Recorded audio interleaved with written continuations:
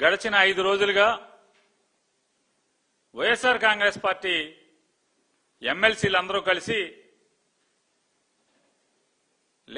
Andhra Pradesh legislative కౌన్సిల్లో heritage కంపెనీకి అలాగే తిరుమల తిరుపతి దేవస్థానానికి నెయ్యి సప్లై చేస్తున్నటువంటి ఇందాపూర్ డైరీకి ఉన్నటువంటి నెక్సెస్ గురించి అలాగే తిరుమల తిరుపతి స్వామివారికి నెయ్యి సప్లై చేస్తున్నటువంటి డైరీ కంపెనీలన్నిటికీ హెరిటేజ్ కంపెనీతో ఉన్నటువంటి అక్రమ సంబంధాల గురించి చర్చిద్దాము అని చెప్పి పట్టుబడుతుంటే 5 రోజులు తాత్సారం చేసి నిన్నటికి ఈరోజు అసెంబ్లీలో దాన్ని చర్చిద్దామని చెప్పని నిర్ణయం తీసుకుని చర్చిస్తూ 10 మంది శాసనసభ్యుల చేత రాజకీయాలు మాట్లాడిస్తూ అసత్యాలు మాట్లాడిస్తూ అరే కలియుగదయం వెంకటేశ్వర స్వామి గురించి కదా మనం ఈ అబద్ధాలు చెప్తున్నది, రాజకీయాలు ముడిపడి మాట్లాడుతున్నది అనేటువంటి భయం వెరుపు కూడా లేకుండా ఎమ్మెల్యేలతో బరితెగించి మాట్లాడించి వారి తర్వాత వరుస క్రమంలో ఈ రాష్ట్రానికి ఉప ముఖ్యమంత్రిగా ఉన్నటువంటి పవన్ కళ్యాణ్ గారు, ఎవరయ్యా ఈ పవన్ కళ్యాణ్ గారు అంటే నారా చంద్రబాబు నాయుడు గారు ఒక రిపోర్ట్లో ఉన్నటువంటి అంశాల్ని తప్పుడుతనంగా జగన్మోహన్ రెడ్డి గారి మీద మతం అనేటువంటి ఆయుధాన్ని ప్రయోగించాలనే దుర్బుద్ధితో ఆయన తిరుమల తిరుపతి స్వామివారి నైవేద్యం తయారు చేసేటువంటి లడ్డూలు తయారు చేసేటువంటి నెయ్యిలో ఉద్దేశపూర్వకంగా ఆయన మాట్లాడితే కడాన జగన్మోహన్ రెడ్డి దిగజారి వెంకటేశ్వర స్వామి వారి మహత్యాన్ని తగ్గించడానికి, వెంకటేశ్వర స్వామి యొక్క భక్తుల మనోభావాల్ని దెబ్బతీయటానికి, అలాగే స్వామివారి మహత్యాన్ని మచ్చ తీసుకురావటానికి నెయ్యిలో ఉద్దేశపూర్వకంగా ఎనిమల్ ఫ్యాట్ కలిపారు అని చెప్పని వారు మాట్లాడితే వెంటనే అదిగో తోక అని ఎవడం అంటే ఇదిగో పులి అని చెప్పని ఇంకోటి మాట్లాడంటే ఇంకొక దొంగ.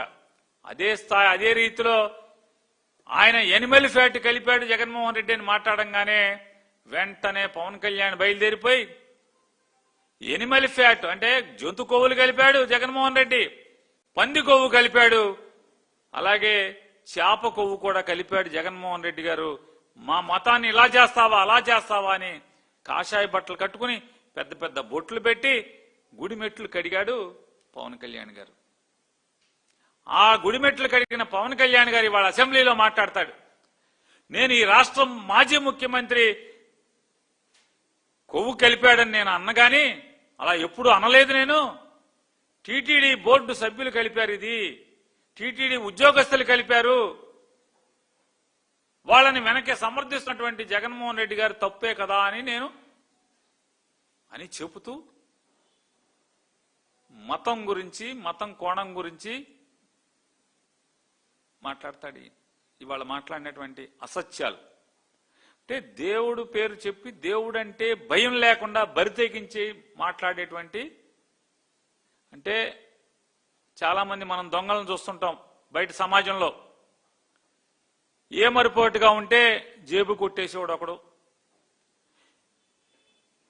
మనం ఏ మరిపాటుగా ఉంటే మన బ్యాగులు కొట్టేసేవాడు ఒకడు, లేదు ఏదో ఒక మనకి ఎరేసి మనం ఆ ఎర కోసం కింద ఏదో పడేస్తే దానికోసం ఒంగొంగానే మన సామాను కొట్టేసేవాడు ఒకడు, మనం ఊరెళ్తే ఇంట్లో దొంగతనం చేసేవాడు, ఇంట్లో లేని సమయంలో దొంగతనం చేసేవాడు ఒకడు.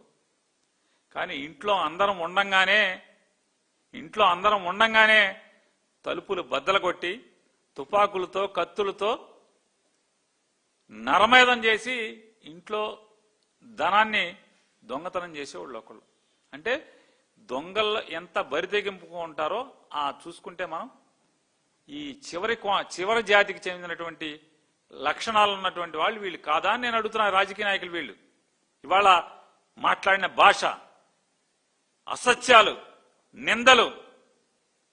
పవన్ కళ్యాణ్ గారు మీరేం మాట్లాడారు?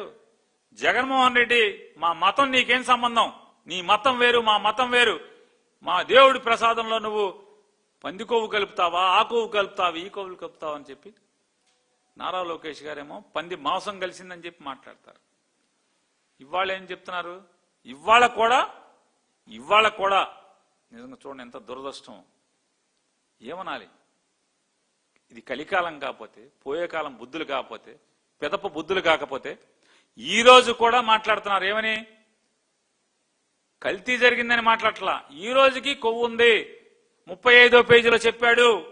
ఎవడ మావయ్య చెప్పింది 35వ పేజీలో. ఏ మావయ్య చెప్పాడు 35వ పేజీలో? ఇలా 35వ పేజీలో ఇలా అభియోగాలు వచ్చినాయి అని చెప్పని నెరేట్ చేశాడు సిబిఐ. ఇవాళ 35వ పేజీలో చెప్తున్నారని చెప్తున్నారు. దాని తర్వాత పేజీలో మీ సిగ్గులేనితనాన్ని కడిగట్టుగా సిబిఐ క్లియర్ కట్ గా రాస్తే కూడా, అంటే పామోలిన్ అవశేషాలు ఉన్నటువంటి ఆయిల్ కలిపారు దీంట్లో, కల్తీ జరిగిందని చెప్పని రాస్తే, మరి మొన్నేమో అపవిత్రం అపచారం అన్నారు, ఇప్పుడేమో కల్తీ అంటున్నారు. ఆయన ఇక పవన్ కళ్యాణ్ గారు తంతు అట్లా ఉంటే, ఇక మామూలుగా బరితెగించిన ముత్తైదు నారా చంద్రబాబు నాయుడు గారు మాట్లాడతాడు. 2019 నుంచి 24 దాకా చాలా సార్లు ఆవేదన పడ్డాంట ఆయన. ఎందుకు ఆవేదన పడ్డాడు? అధికారం పోయిందని ఆవేదన పడ్డావా? నీకన్నా చిన్నోడు 4 పదులు కుర్రాడు రాజకీయాల్లో మీకు కుక్క చావు చూపించాడనా? దేనికైనా అడుగుతున్నాను. దేనికి? మీ జీవితంలో ఇంత ఘోర పరాజయాన్ని ఎప్పుడు చూడనటువంటి పరిస్థితులు మీకు కల్పించాడనా? దేనికి ఆవేదన పడ్డారు? రాష్ట్రంలో ఆలయాలపై దాడులు జరుగుతున్నాయని చెప్పని, రామతీర్థంలో స్వామివారి తలను తీశారు అని చెప్పని ఆయన బాధ కలిగిందంట. నేను ఒకటే అడుగుతున్నాను రాష్ట్ర ప్రజలందరినీ కూడా, ఒక్కటి మీరు ఆలోచించండి. ప్రతి క్రిస్మస్కి చర్చికి వెళ్ళి యేసుప్రభుని ఆరాధించేటువంటి జగన్మోహన్ రెడ్డి గారు ఈ రాష్ట్రానికి ముఖ్యమంత్రి, వైఎస్ఆర్ కాంగ్రెస్ పార్టీ అధ్యక్షుడనే కదా వీళ్ళు ఈ బరితెగింపు మాటలు మాట్లాడేది.